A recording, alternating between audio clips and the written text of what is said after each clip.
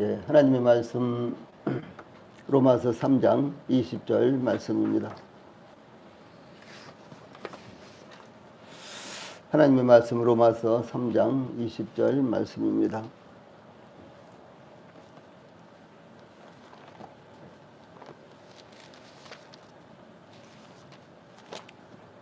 제가 먼저 봉독을 해드리겠습니다.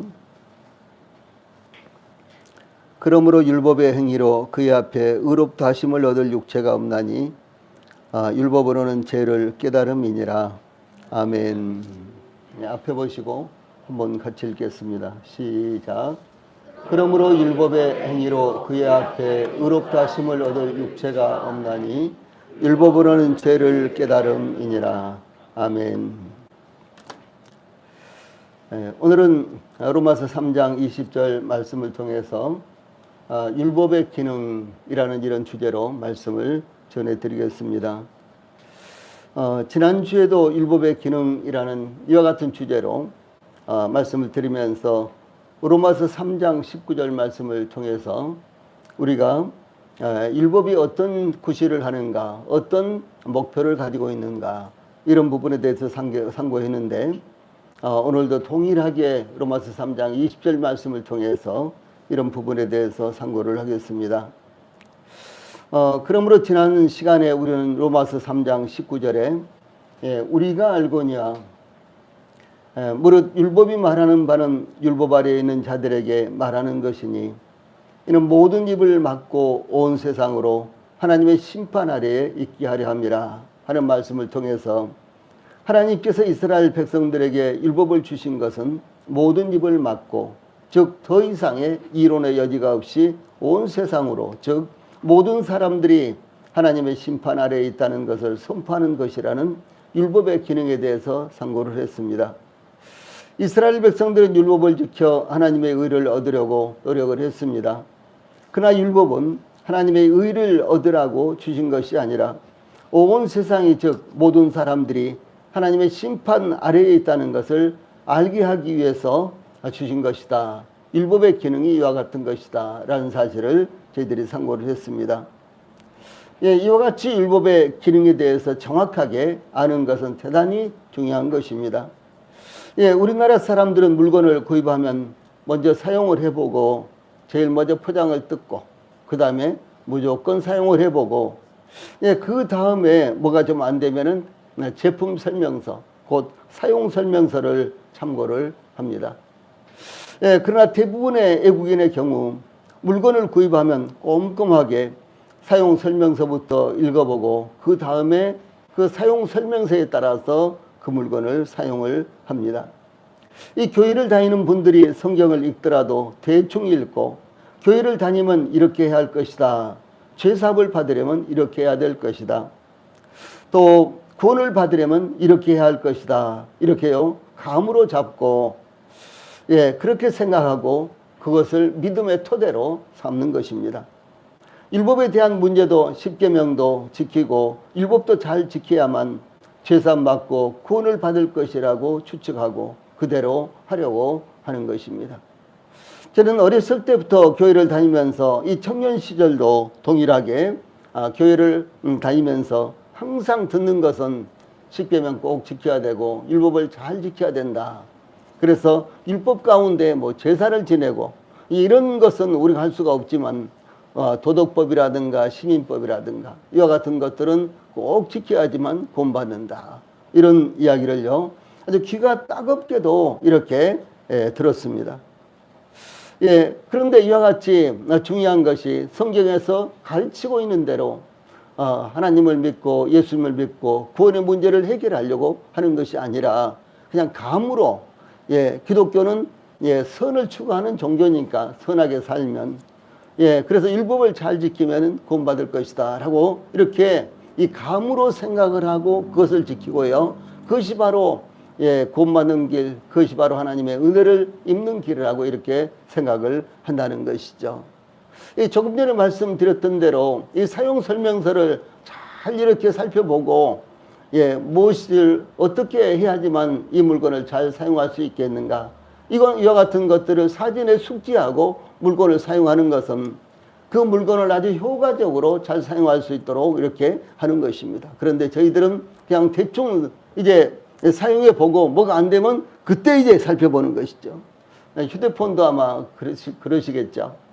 감이 있으니까 그냥 이렇게 사용하다가 뭐가 안 돼 그러면은 뭐 또 이렇게 사용 설명서를 보기도 하고, 저 같은 경우는 이제 청년들한테 물어보기도 하고 이렇게 하거든요. 근데 사전에 사용 설명서를 자세히 숙지하고 이것을 사용하기 시작한다면은 대단히 편리하고, 그리고 그 이제 휴대폰의 기기의 성능대로 우리가 잘 활용을 할 수 있겠죠. 그런데 예수님을 믿는 것도 마찬가지라는 것이죠. 바로 구원을 받는 길 성경에 있습니다. 우리가 하나님을 잘 믿는 길 바로 성경에 있습니다. 그러므로 이 성경을 자세히 살펴보고 이 성경에서 가르치는 대로 우리 하나님을 믿음으로 받아들이고 우리가 교회 생활을 한다면은 그것이 바로 저희들에게 큰 은혜가 되고요. 하나님의 놀라운 사랑을 더욱 풍성하게 입을 수 있는 이와 같은 길이 된다라고 하는 사실입니다. 예, 지난주에도 말씀을 드렸는데 어떤 청년이 예수님께 달려와 선생님이여 내가 무슨 선한 일을 하여야 영생을 얻으리까? 마태복음 19장 16절에 이렇게 묻는 내용이 나타나고 있습니다. 그때 예수님께서는 그 청년에게 내가 생명에 들어가려면 계명들을 지키라. 내가 영생을 얻으려면, 내가 구원을 받으려면 영생을 계명들을 지키라. 이렇게 말씀을 하셨습니다. 예수님께서 그 청년에게 내가 구원을 얻으려면, 영생을 얻으려면 계명들을 지키라고 말씀하신 이유가 무엇이었을까요? 그것은 계명들을 지킴으로 구원을 얻고 생명을 얻을 수 있다고 말씀하신 것이 아니라 계명을 지키고 율법을 지키는 등의 이 종교적인 행동이나 선한 행동으로는 구원을 얻을 수 없다는 것을 먼저 깨달아야만 구원을 받을 수 있다는 사실을 말씀하시기 위한 것이었습니다. 예, 그러므로 이런 사실 때문에 예수님께서 내가 생명에 들어가려면 계명들을 지키라 이렇게 말씀하셨던 것입니다. 즉 계명과 율법의 모든 기능은 모든 사람들이 심판 아래에 있다는 것을 선포하고 있다는 것을 말씀하신 것입니다. 그러니까 계명을 지키고 이와 같이 율법을 지킴으로 말미암아 나도 하나님의 심판 아래에 있구나라는 사실을 깨닫도록 하기 위해서 십계명을 주시고 율법을 주시고 이런 말씀을 하셨다는 것이죠. 이제 오늘 우리가 상고할 말씀은 이와 같은 율법의 기능을 좀 더 정확하게, 다시 말하면은 이제 지난주에는 모든 사람들이 하나님의 심판 아래에 있다라는 사실을 율법이 가르친다고 한다면은 오늘은 이 율법을 통해서 하나님께서 저희들에게 말씀하시는 것은 모든 사람들이 죄를 범했다라는 사실을 말씀하시기 위한 것이다라는 것이죠. 예, 그래서 오늘 증거할 말씀을 통해서 율법의 기능이 무엇인지 정확하게 깨달아서 구원을 얻는 데 있어서 혼동을 일으키지 않기를 바랍니다. 예, 제일 먼저 본문에 보면 그러므로 이렇게 나오죠. 그러므로. 그래서 이 19절에 이어서 20절은 그러므로라는 접속사로부터 시작되고 있습니다. 이 본문의 그러므로라는 이와 같은 말씀은요, 1장에서부터 진행해온 말씀에 대한 결론을 내리고 있는 것을 의미합니다. 1장 1절로 17절은 로마서의 서론 부분에 해당됩니다. 거기에는 인사도 있고, 그리고 이제 그동안 사도 바울이 이제 로마서를 쓰게 된 이와 같은 배경을 설명하고 있습니다. 그리고 이제 1장 18절로 32절에서는 이방인들의 죄의 문제를 제기를 합니다. 우리는 이방인들이죠.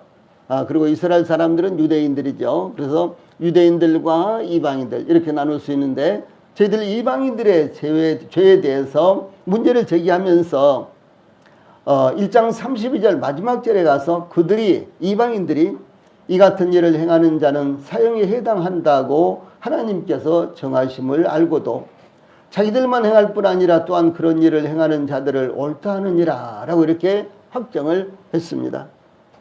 예, 그래서 즉 이방인들은 하나님의 약속도 없고 율법도 없지만 자연세계를 통해서 나타나신 하나님을 영원롭게 하거나 이 감사하는 것이 아니라 로마서 1장 23절 말씀대로 썩어지지 아니하는 하나님의 영광을 썩어질 사람과 새와 짐승과 기어다니는 동물 모양의 우상으로 바꾸느니라 이렇게 증가하고 있습니다. 예, 인간의 역사가 시작될 때부터 혹은 또 인간의 역사가 어디에서 이루어진지 간에 모두 다 우상을 가지고 있습니다. 예, 우리나라에는 정말 엄청나게 많은 우상을 가지고 있죠. 그런가 하면 저 힌두교 같은 데는요. 저 네팔은 힌두교입니다. 네팔과 세계적으로 네팔과 인도는 힌두교 국가인데 이 네팔은 약 3천만 명의 인구인데 예, 그런데 그 힌두 신을 형상화한 우상은요 3억 개랍니다. 예, 인구는 3천만인데 우상은 이 3억까지나 되는 거예요. 3억 개가 아니라 3억 가지나 된다라고 하는 사실입니다. 예.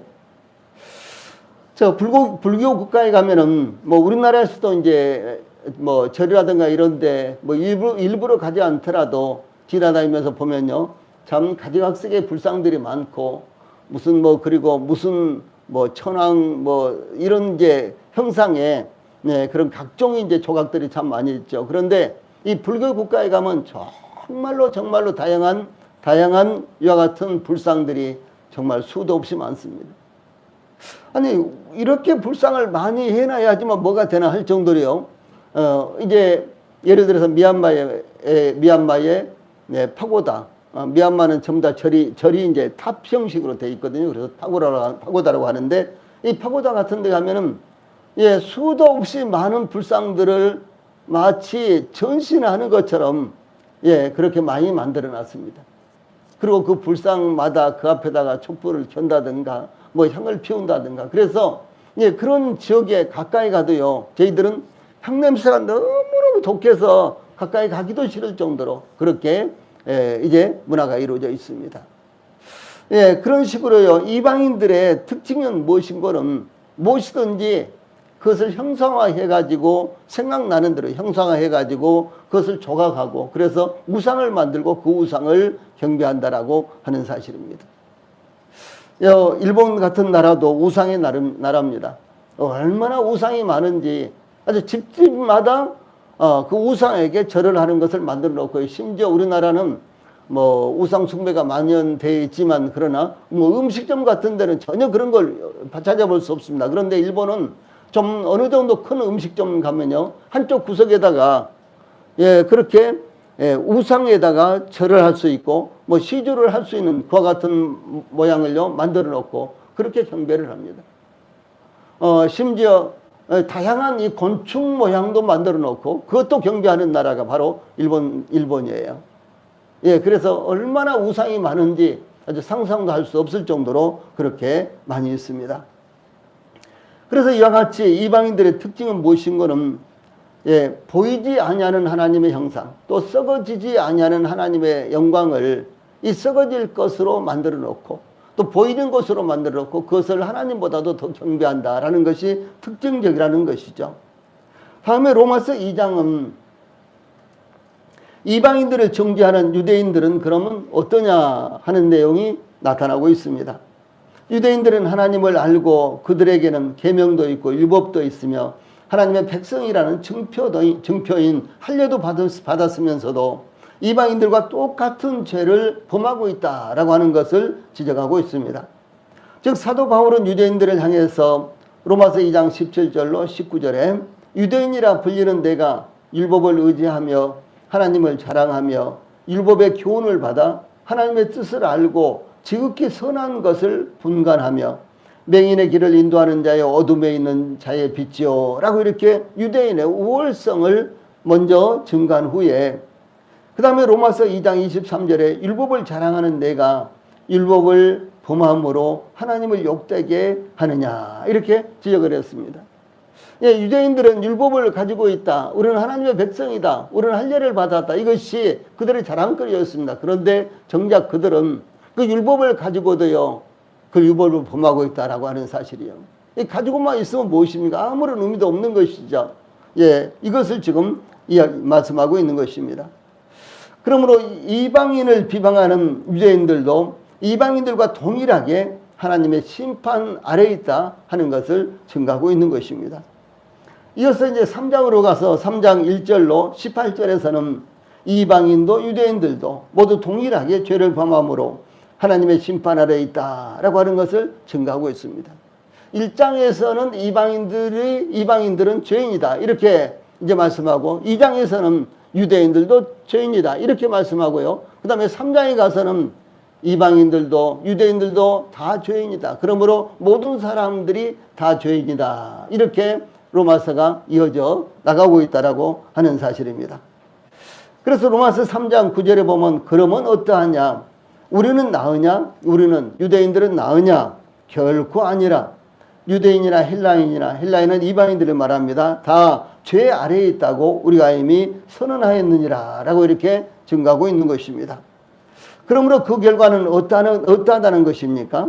유대인들은 하나님의 약속을 받은 민족으로 계명과 율법을 지키고 있었지만 오히려 그 계명과 율법에 대해서 19절 후반부에 이는 모든 입을 막고 온 세상으로 하나님의 심판 아래에 있게 하려 함이라 이렇게 증거했다는 사실입니다. 예, 그 결과는 하나님의 약속과 율법이 없는 이방인이나 계명을 지키며 율법을 지킴으로 하나님을 섬긴다고 하는 유대인들이나 모두 다 죄인이다. 그러므로 모두 다 하나님의 심판을 받을 수밖에 없는 위치에 있다라는 사실을 증거하고 있는 것입니다. 예, 그러므로 이제 이어서 그 증거를 제시하는데 예, 로마서 3장 10절로 12절에서 기록된 바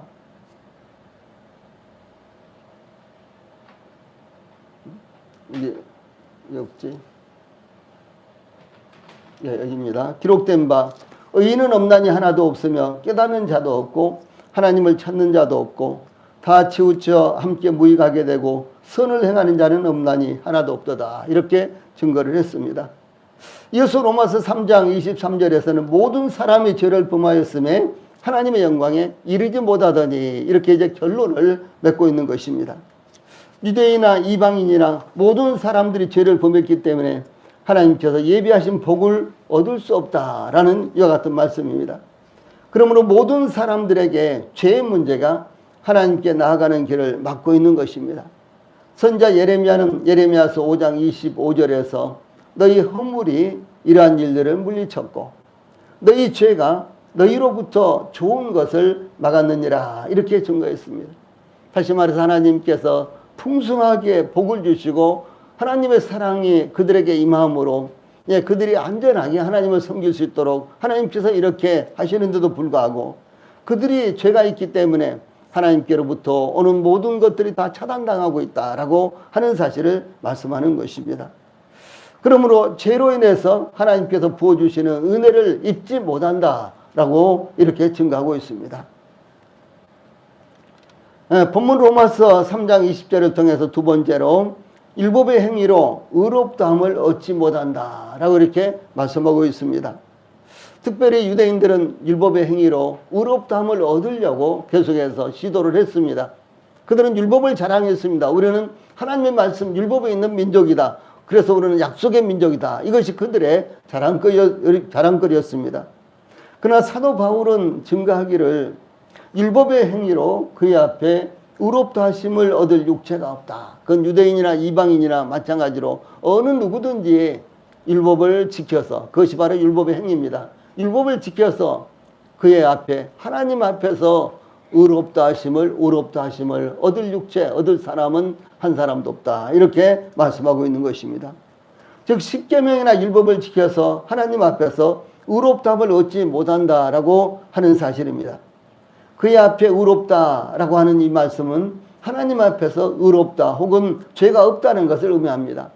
하나님은 거룩하신 분이시기 때문에 하나님만큼 거룩해지지 않고서는 하나님 앞에 나갈 수가 없습니다. 이것이 하나님께서 요구하시는 것입니다. 예, 하나님은 저희들이 거룩하기를 원하는데 얼마만큼 거룩하기를 원하느냐? 하나님만큼 거룩하기를 원하는 거예요. 그래서 우리가 하나님 앞에 나가기 위해서는 하나님만큼 거룩해져야 되는 것입니다. 그런데 어떻게 저희들의 힘으로요 하나님만큼 거룩하게 될 수가 있겠습니까? 그래서 저희들의 힘과 능력으로 저희들의 노력으로는요 하나님만큼 거룩해질 수 없기 때문에 저희들의 힘과 노력으로는 하나님 앞에 나아갈 수 없다, 구원받을 수 없다라는 사실을 이렇게 단적으로 말씀하신 것입니다. 우리가 하나님 앞에 나아가는 것은 사람의 기준에 따른 것이 아니라 하나님께서 보시기에 하나님만큼 거룩해져야 하는 것입니다.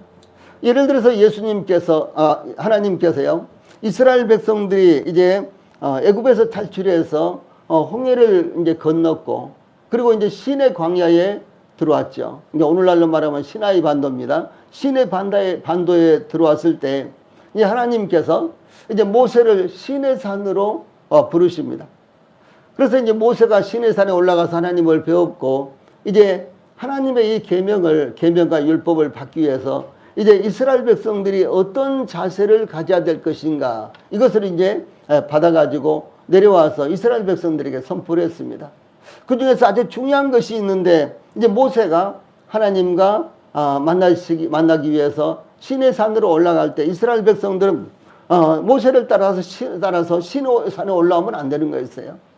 그래서 산 아래에다가 경계를 쫙 만들고 이스라엘 백성들은, 그리고 이스라엘 백성들이 소유한 뭐 낙타도 있고 양도 있고 나귀도 있었겠죠. 이런 짐승들까지도 모두 다 그 경계선을 조금이라도 침범을 하면요, 갑자기 불이 날라온다든가 바위가 날라온다든가 그래서 죽음을 당했습니다.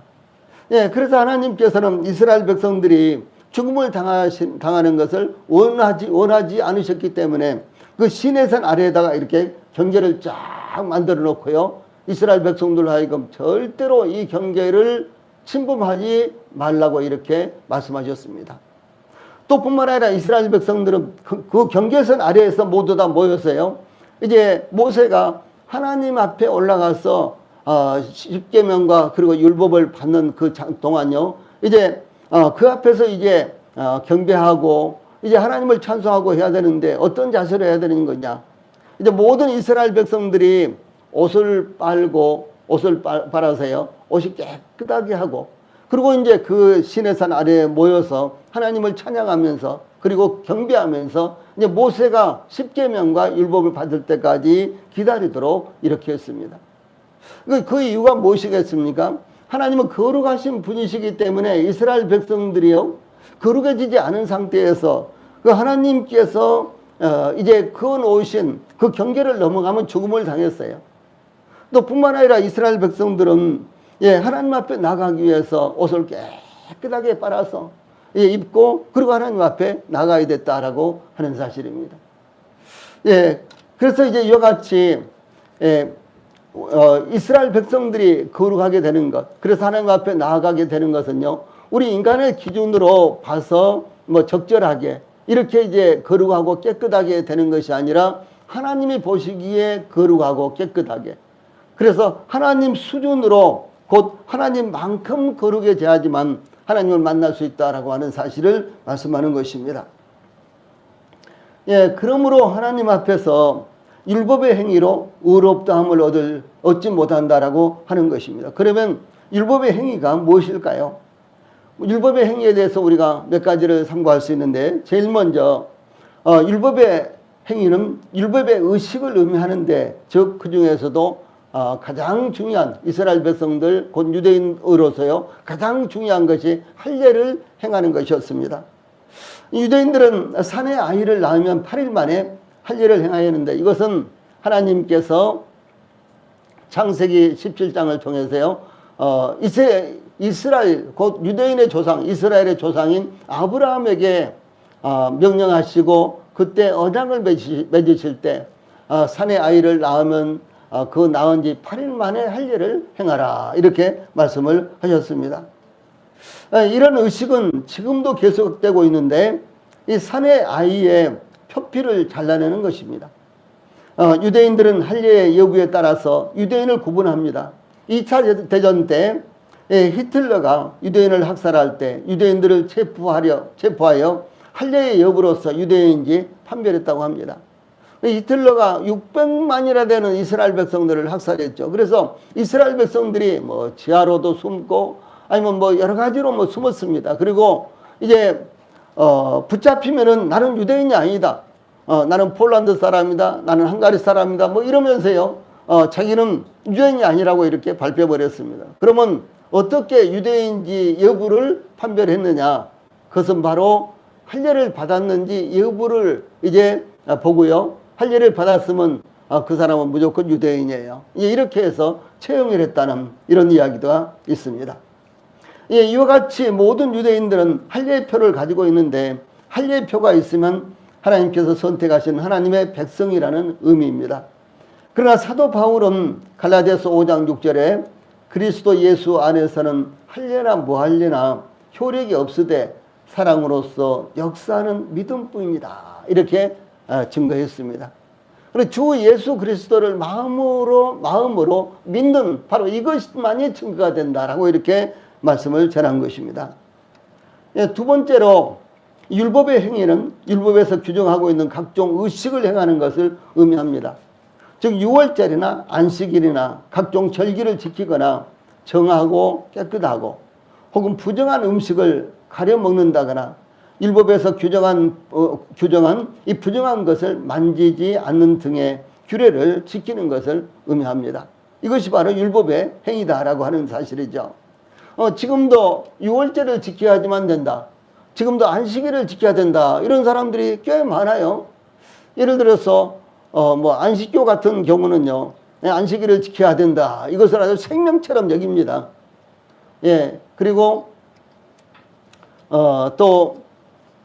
이 하나님의 교회라는 안상홍 증인의 이 사람들은요. 유월절을 지키고 또 안식일을 지키고 등 이런 식으로요. 이것을 아주 대단히 강조하고 있는 것입니다. 예. 그 다음에 이제 말씀드렸던 대로요. 이 먹는 문제에 대해서도 정한 것은 먹을 수 있지만은 정하지 않는 것, 부정한 것은 먹어서는 안 된다. 이런 규례를요, 아주 엄격하게 제시를 했습니다.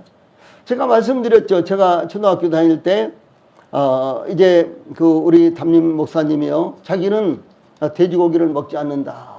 이렇게 말씀을 하셔요. 예, 그것 때문에 제가 얼마나 혼란스럽고 시험을 많이 받았는지. 예.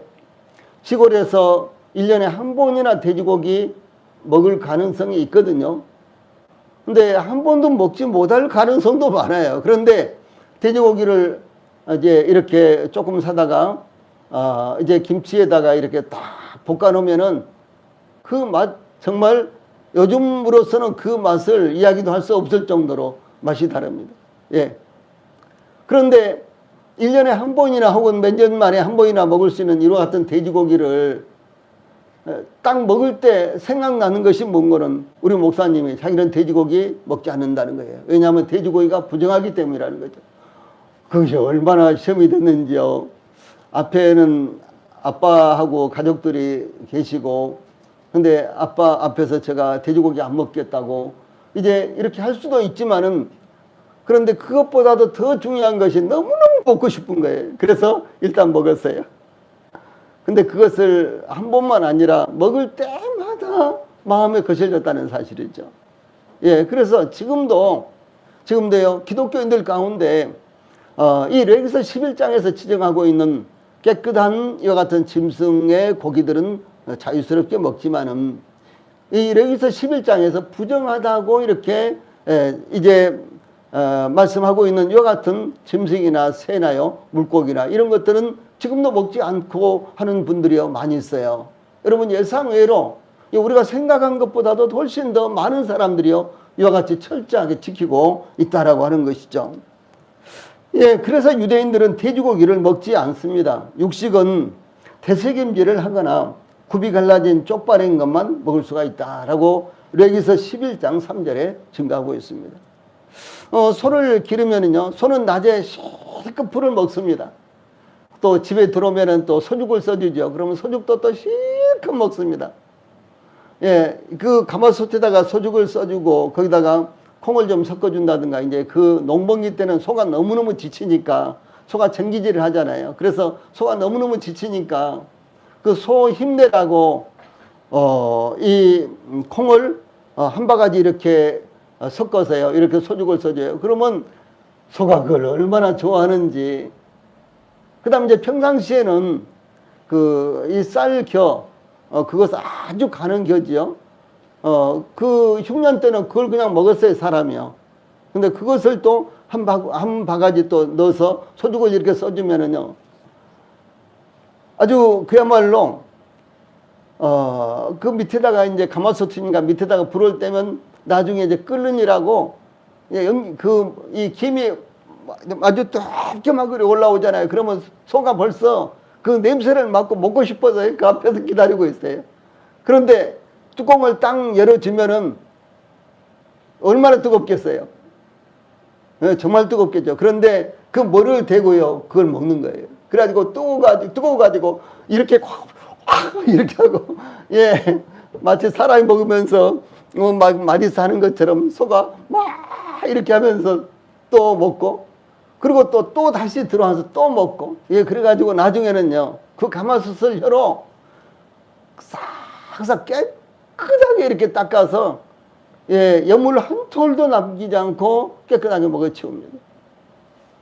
예, 가마솥이 이렇게 큰 건데요, 그걸 다 먹어 치우는 거예요.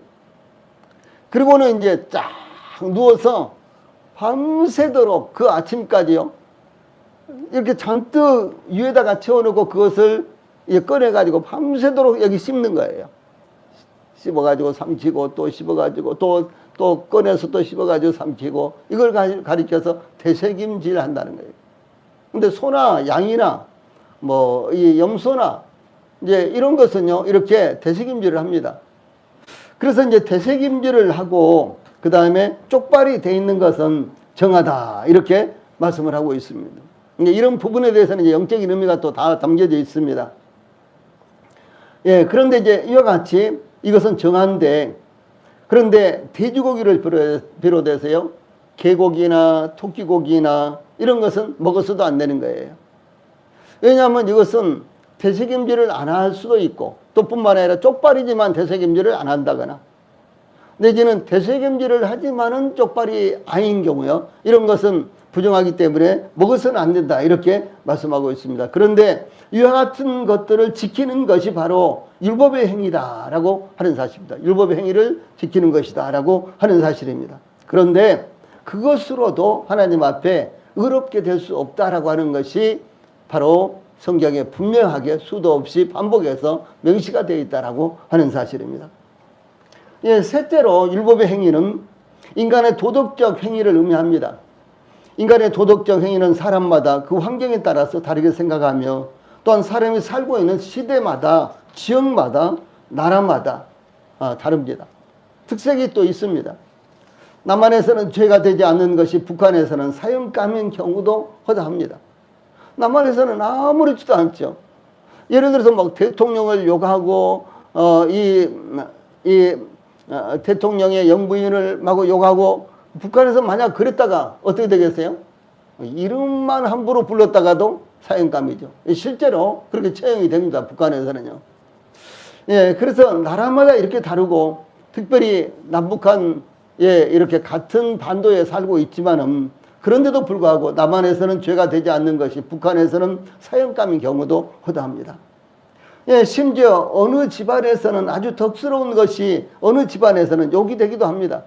예, 그래서 옛날에는 시집을 가면은 그 시집의 문화를, 전통을요, 배우는 것이 굉장히 아주 어려웠습니다. 왜냐하면 자기 집에서는 아무런 문제도 안 됐는데 시집 가서 보니까 그 집안의 문화는요, 전혀 다른 거예요. 그래서 그 집의 문화를 빨리 익혀야지만 시집살이 하지 않고, 예, 그냥 잘 넘어갔다라고 하는 그런 이야기들이 참 많이 있죠. 특별히 요즘은 해마다 각종 법률이 새롭게 제정되고 있습니다.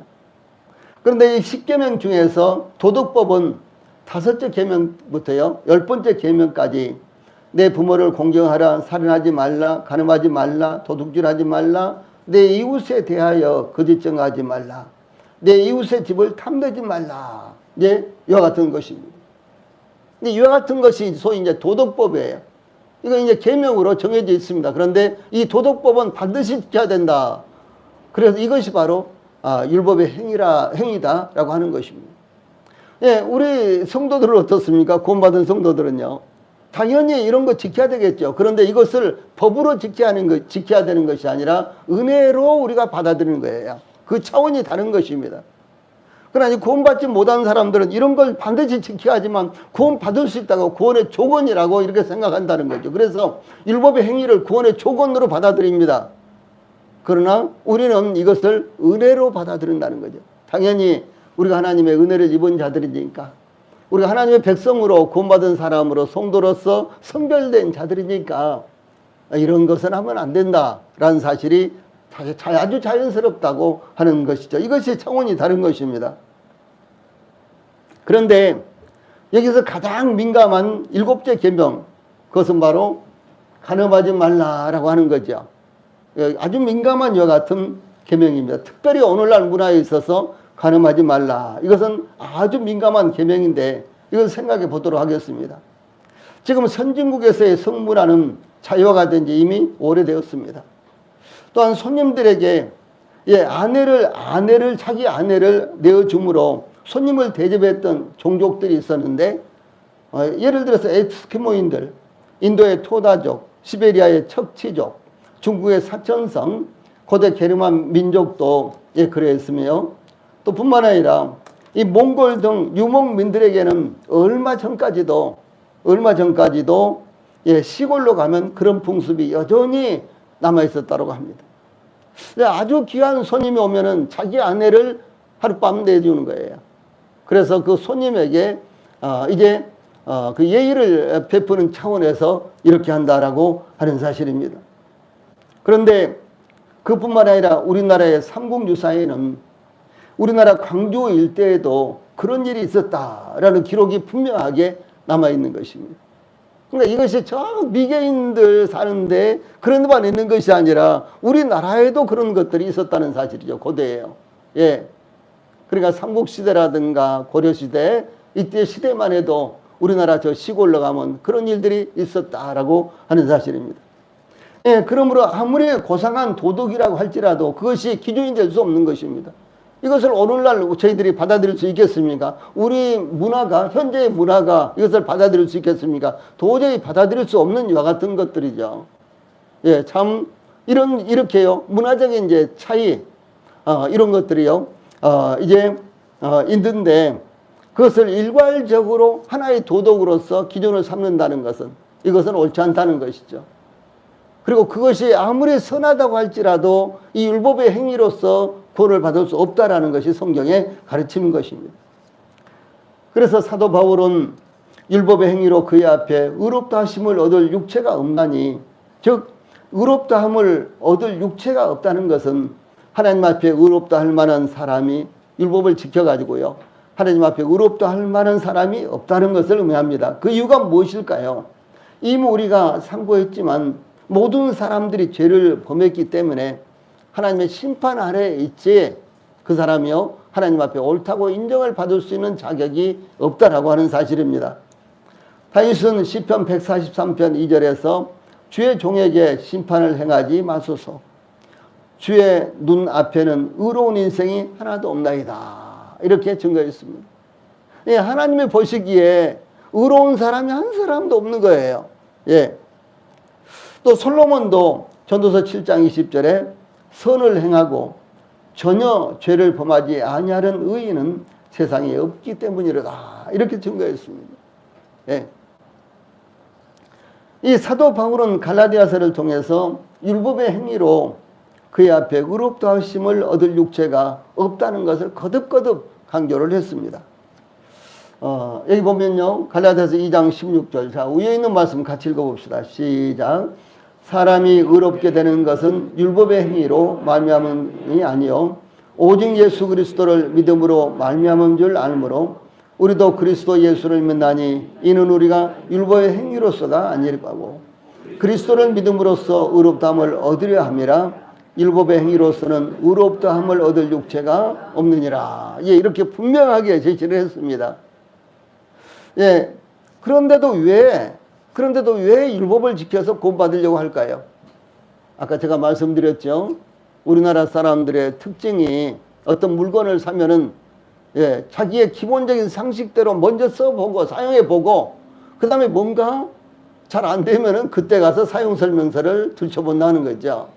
예, 그런 것입니다. 그럼 기독교, 예, 그러면 구원 받는 것, 우리 하나님을 잘 섬기는 것, 이런 것들을 이 상식적인 감에 의존을 하고요. 성경에 의존하지 않기 때문에 이런 병폐가 지금은 예, 아주 진리처럼 예, 혼용되고 사용되고 있다라고 하는 사실을 말씀하는 것입니다. 여기 위에 있는 말씀 보면은 사람이 의롭게 되는 것은 율법의 행위로 말미암음이 아니다. 율법의 행위로 되는 것이 아니라고 분명히 못을 막았잖아요. 예, 그 다음에도 우리가 율법의 행위로서가 아니고 그렇죠. 그리고 제일 밑에 율법의 행위로서는 의롭다함을 얻을 육체가 없느니라. 여기 율법의 행위라는 말씀이 무려 3번이나 연거퍼서 나옵니다. 한 절에요. 이렇게 분명하게 하나님께서 말씀을 하시고 계신다는 사실이죠. 그런데도 불구하고 10계명 정도는 지켜야 되고, 제가 15살에 학습이라는 걸 받았어요. 이제 학습 받고 이제 그 다음에 학습에 합격되면 이제 세례를 받습니다. 아마 여기 이제 어렸을 때부터 일반 교회에 다니신 분들 가운데는 학습을 받은 분들이 계실지 모르겠어요. 근데 학습을 받을 때 중요한 것이요. 주기도문을 암송해야 되고, 그 다음에 10계명을 암송해야 돼요. 주기도문 암송해야 되고, 10계명을 암송해야 되고, 사도행전도 암송해야 되고요. 그런데 이제 이것을 이제 암송을 하고 나서 10계명을 잘 지켜라. 이제 이것이 이제 목사님이 이제 체크를 하고 시험을 이렇게 체크를 하고요. 이제 대면에서 이렇게 하는 것입니다. 써는 것이 아니라 한 사람씩 대면에서 이렇게 이제 이 학습 이제 뭘 이렇게 하는데 그리고 이제 결론은 무엇인 거는 10계명 잘 지켜야 돼. 이것이 이제 당부의 말씀이에요. 예. 그리고 이제 그러면 이제 그때 예 그렇게 대답을 하면 이제 그 사람은 학습자로 이제 합격이 돼가지고 그다음 주일날 이제 학습을 받습니다. 학습이라는 이와 같은 예식을 통과하는 거예요. 예, 그런데 여기 사도 바울은 분명하게 갈라디아서 2장 16절에서 율법의 행위가 아니다 반복해서 이렇게 말씀하고 있지 않습니까? 또 이 사도 바울은 갈라디아서 3장 2절 그 다음에 5절 10절에서 갈라디아서 3장에서도요 반복해서 이 말씀을 하고 있습니다. 자, 아래에 있는 말씀 같이 읽어봅시다. 시작. 내가 너희에게 다만 이것을 알려 하노니 너희가 성령을 받은 것이 율법의 행위로냐 혹은 듣고 믿음으로냐. 너희에게 성령을 주시고 너희 가운데에서 능력을 행하시는 이의 일이 율법의 행위에서냐 듣고 믿음에서냐. 물론 율법 행위에 속한 자들은 저주 아래에 있나니 기록된 바 누구든지 율법책에 기록된 대로 모든 일을 항상 행하지 아니하는 자는 저주 아래에 있는 자라 하였음이라. 이렇게 증가하고 있습니다. 여기 3장 2절, 5절, 10절에서도 동일하게 율법 행위가 아니다라고 반복해서 말씀하고 있지 않습니까? 예, 분명하게 이렇게 말씀하고 있는 거예요. 예, 그런데도 불구하고 예, 우리 교회에 오시는 분들도 가끔 이렇게 이제 처음 오신 분들 상담을 해보면요, 뭐 10계명을 지켜야 된다라든가 율법을 지켜야 된다라든가 이런 의식들이 잠재적으로 그 마음 가운데 형성되어 있는 것을 볼 수가 있는데 전혀 그렇지 않다는 사실을 이렇게 증거하고 있습니다. 예, 그래서 아직 이 구원의 확신이 없으신 분들뿐만 아니라 우리 성도들도 이 부분에 대해서요 분명한 하나님의 말씀이 이와 같이 있다는 사실을 예, 믿음으로 기억을 하시고요. 이것을 말씀을 자신 있게 이렇게 말씀을 하실 수 있어야 되는 거예요. 이제 성경 어디에 보니까 이렇게 하시지 말고 예, 갈라디아서 2장에 갈라디아서 3장에 이런 말씀이 있다라고 이렇게 분명하게 제시를 하실 수 있어야 된다는 거죠. 그것이 우리 성도들에게도 유익하고 그다음에 우리 성도들을 통해서 복음을 듣는 분들에게도 대단히 유익하다라고 하는 사실입니다. 자, 본문 이제 로마서 3장 20절 말씀을 통해서 세 번째로 율법은 죄를 깨닫게 하는 기능이다라고 하는 사실입니다. 이 로마서 3장 19절에서는 율법은 모든 사람들이 뭐뭇 아래 있다 그랬죠? 예, 하나님의 심판 아래에 있다는 사실을 증거하는 것이라는 거죠. 그래서 로마서 3장 20절에서는 율법은 모든 사람이 자신이 죄인이라는 것을 깨닫도록 하는 기능을 갖고 있다라고 하는 사실입니다. 자, 19절에서는 뭐라고요?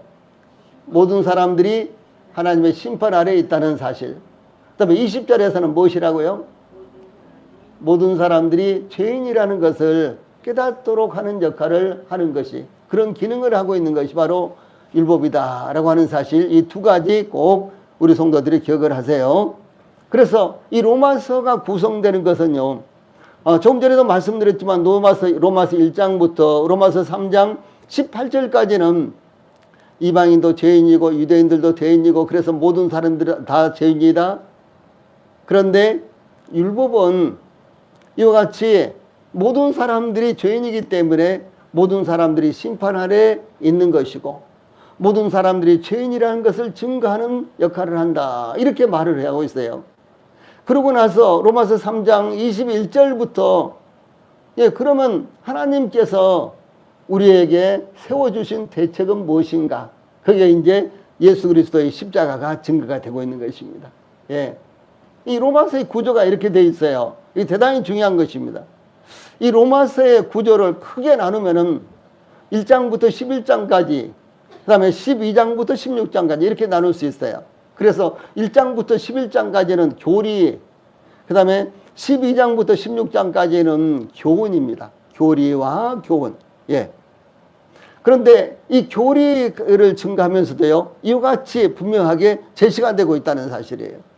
예, 이것을 우리 성도들이 기억을 하시면 대단히 유익하게 사용할 수가 있고 또 우리 성도들의 신앙 가운데도 대단히 유익할 것입니다.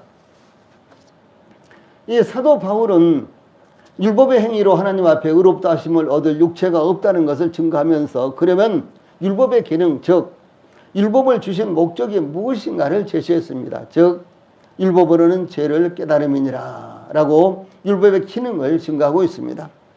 그러므로 율법을 지켜 하나님 앞에 의롭다 하심을 얻을 수 있기 위해서 율법을 주신 것이 아니라 아무리 노력해도 하나님의 의에 율법을 지켜서는 율법의 행위로서는 하나님의 의에 이룰 수 없다는 것을 깨닫도록 하기 위해서 율법을 주셨다라고 하는 사실입니다. 그러면 십계명과 율법을 잘 지켜 죄산 받으며 구원 받으려고 하는 것은 하나님께서 율법을 주신 의도와는 완전히 다르다는 것을 말씀하고 있는 것입니다. 유대인이나 이방인이나 율법의 행위로 하나님 앞에 의롭다함을 얻을 사람이 아무도 없다라고 하는 사실입니다. 그 이유가 무엇일까요? 그 누구도 결코 율법을 온전히 지킬 수 없기 때문에 그런 것입니다. 율법은 선하고 율법은 하나님의 의를 나타내는 것입니다. 자, 율법은 선하고 한번 해보세요. 율법은 선하고 율법은 하나님의 의를 나타낸다. 예, 그런데 율법을 지킬 수 없는 것이 문제가 되는 거예요.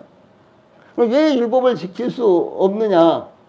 그래서 율법을 지킬 수 없는 것 때문에 우리는 하나님의 의에 우리의 노력으로서는 하나님의 의에 도저히 이룰 수 없구나.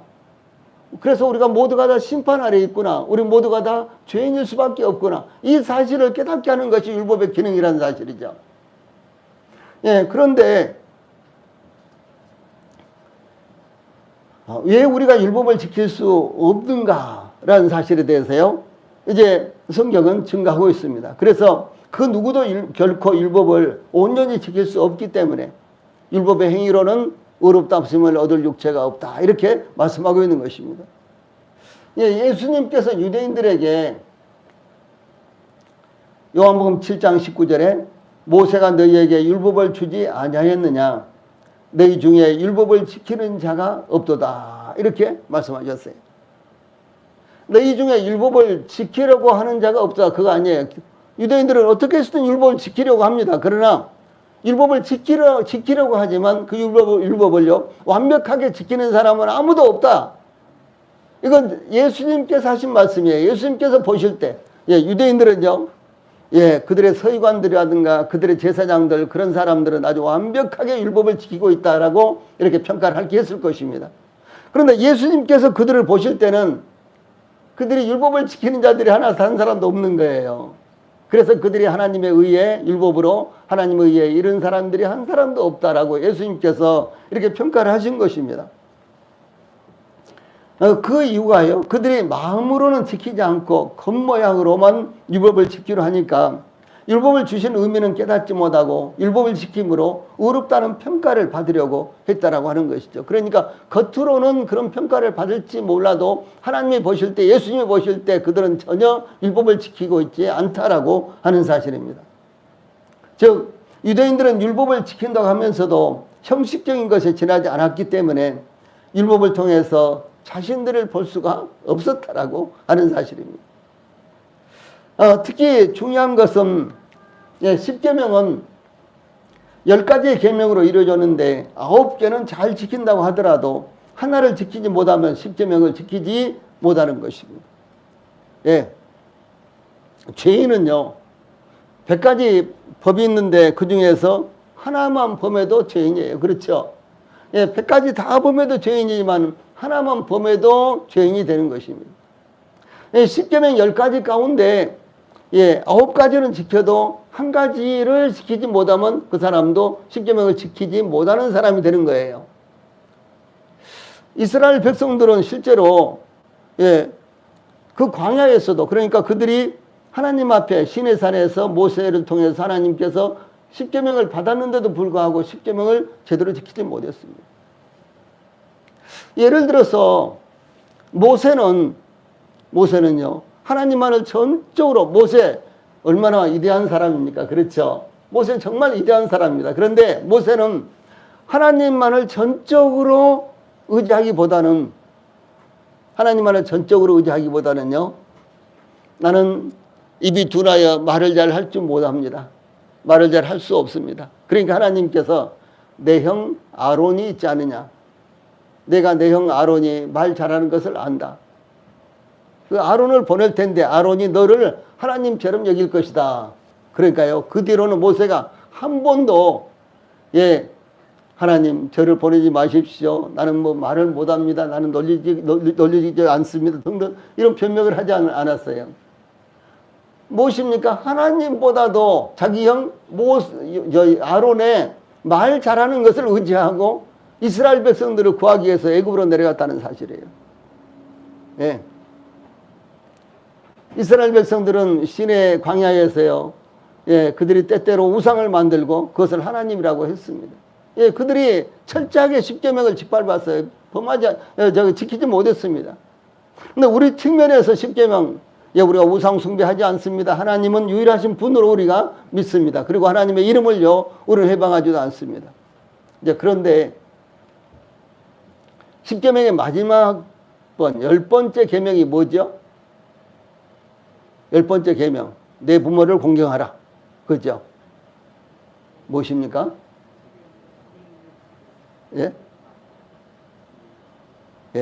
탐심을 갖지 마라 하는 거예요. 탐심 갖지 마라. 탐심을 갖지 마라. 그 기준이 아주 애매모호합니다. 사실 욕심이 없다 하면 의욕도 없다라고 이렇게 평가가 될 수도 있고요.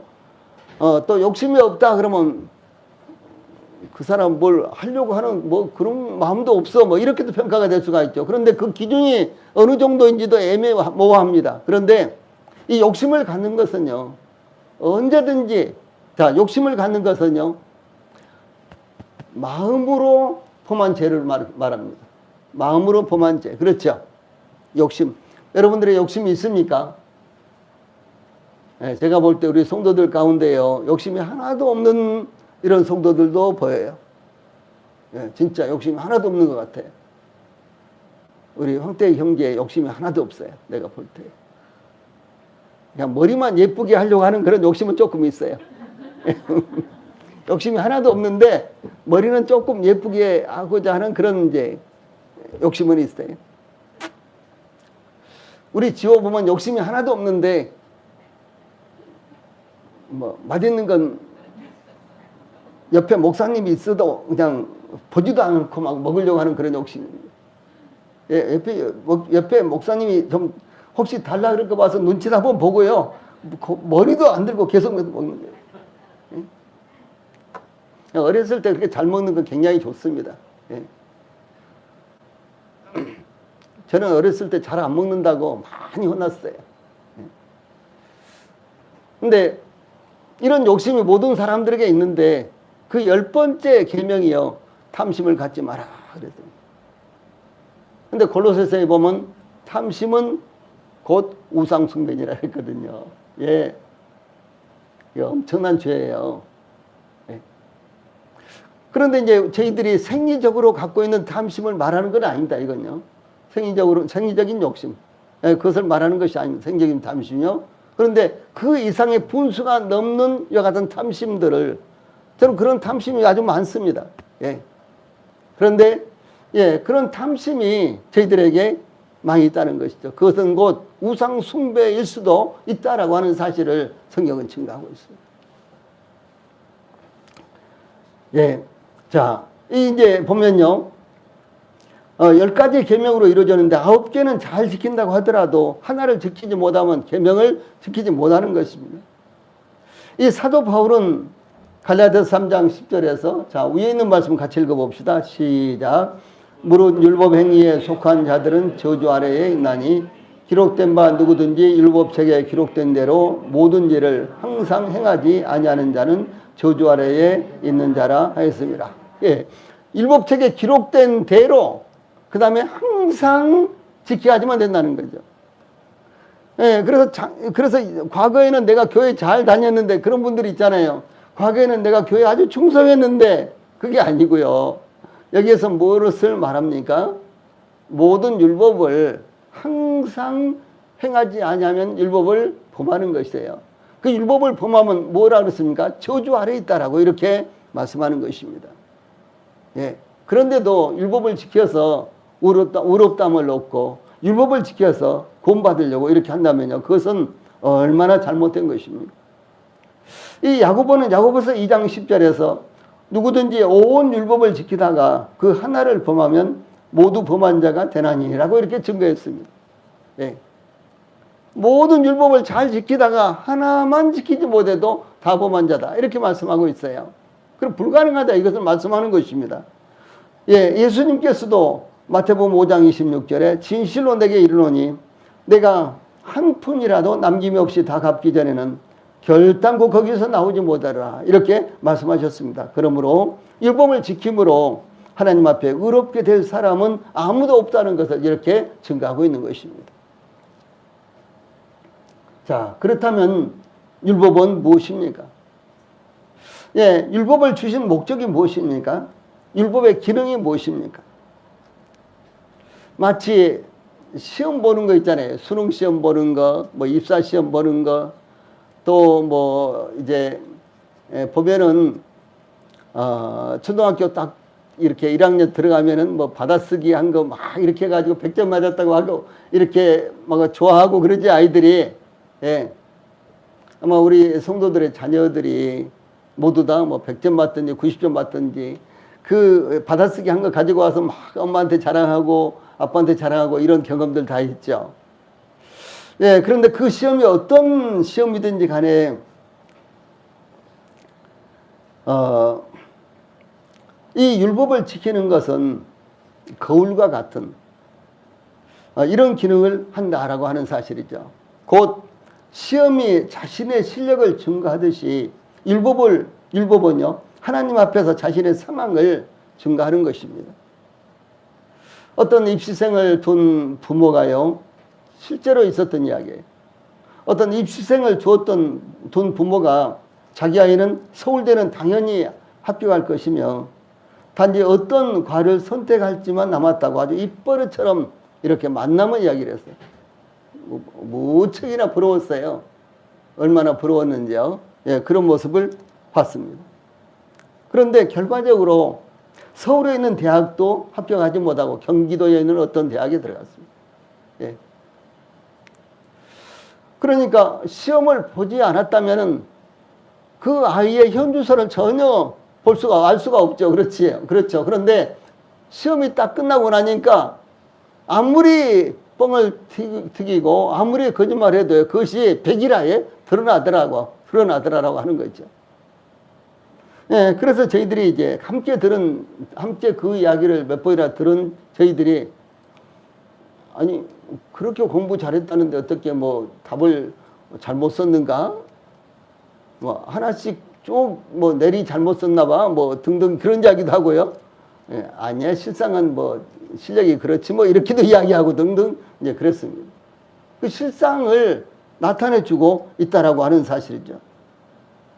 그래서 시험은 그 아이의 현주소를 나타내는 것입니다. 이와 같이 율법은 우리가 하나님 앞에 의롭다함을 받을 수 없다는 것을 보여주는 거울과 같은 것이다 라고 하는 사실입니다.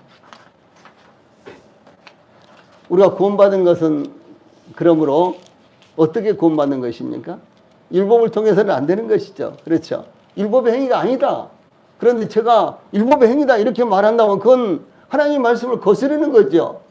이 성경 분명하게 율법의 행위가 아니고 율법의 행위가 아니다, 이렇게 수도 없이 반복해서 말씀하고 있지 않습니까? 율법의 행위가 아니야.